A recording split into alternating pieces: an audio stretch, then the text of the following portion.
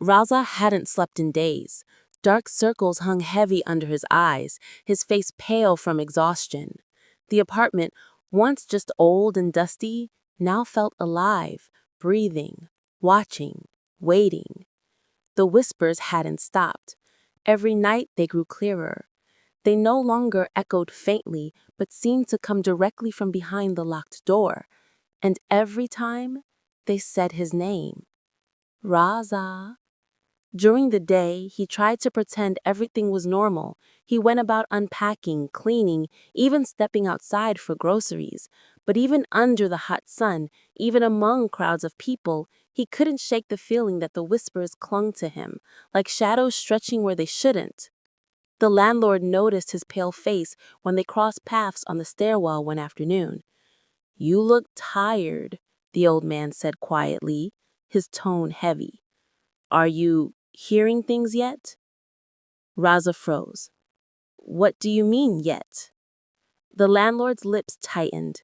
He placed a wrinkled hand on the banister, his gaze fixed on the floor. "Curiosity is dangerous here.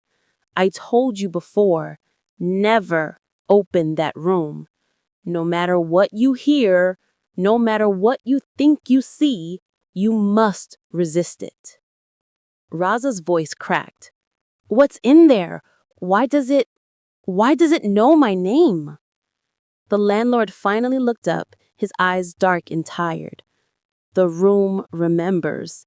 It always remembers." Before Raza could ask more, the old man walked away, leaving him with more questions than answers. That night, sleep was impossible again. He tossed and turned, the air in his bedroom unbearably heavy, as though pressing down on his chest. Around midnight, the whispers began. But this time, they weren't just saying his name. They were laughing. A low, rasping chuckle, followed by a childlike giggle, echoing through the corridor. Then slowly, the laughter turned into sobbing. Raza couldn't take it anymore. He stumbled out of bed, his bare feet cold against the wooden floor. He opened his door and stepped into the dim corridor. There it was. The last door at the end, darker than the shadows around it. The rusty lock hung loose, as though it could fall off at any second. "Enough," he whispered, his fists clenching. "I won't be afraid of you." He marched toward it, his footsteps loud in the silence. When he reached the door, he pressed his ear against the wood. His breath quickened. From inside, faint but clear, a voice whispered, "Let me out, Raza." His blood turned cold. He stumbled back, shaking his head. "No, no, I'm imagining this." He ran back to his room, slammed the door, and locked it. But the whisper followed him, this time from within his own head. "Let me out." The next morning, desperate for answers, Raza tried speaking to a neighbor. A woman in her 30s, carrying a basket of laundry, paused when he asked, "Do you know anything about the last room in the corridor?" he said carefully. Her expression shifted instantly. She shook her head quickly, eyes wide. "Don't ask about it. Don't even mention it. Just stay away." Before he could press further, she hurried down the stairs, leaving him alone once again. The isolation gnawed at him. No one would tell him the truth. The landlord avoided him, the neighbors turned their backs, and the whispers had grown bolder.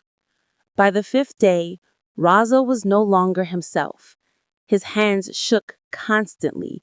His reflection in the mirror seemed paler, thinner, as though something was slowly draining the life out of him. He heard the whispers even in daylight, faint but constant, like background noise only he could hear. And then he found it. While unpacking an old drawer in the lounge, his fingers brushed against something metallic wedged in the back. He pulled it out slowly. A key. Old, rusty, heavy. He stared at it in horror. It couldn't be. It was the spare key to the locked door. His breath quickened. His mind raced. Why was it here, hidden in his apartment? Did the landlord leave it? Or had the room itself placed it there, waiting for him to find it? The thought made his stomach twist, but his hand wouldn't let go of the key. It felt warm, almost pulsing, as though alive. That night he couldn't stay in bed. The key burned in his pocket, pulling at him, whispering silently like the voices behind the door. Around midnight, Raza stood in the corridor once more. His heart hammered against his ribs, his hand trembling as it closed around the key. The whispers were louder now than ever, a chorus of voices overlapping, some begging, some mocking, some screaming. Raza, open it! Set us free! His knees weakened, but he didn't step back. The door loomed before him, the rusted lock solid. Slowly, he raised the key. His breath shook. His mind screamed at him to stop, but his hand seemed to move on its own. The key slid into the lock with a sickening ease. Click. The corridor fell silent, utterly silent. Raza's breath echoed in the void as he froze, the key still in his hand, the lock loose beneath it.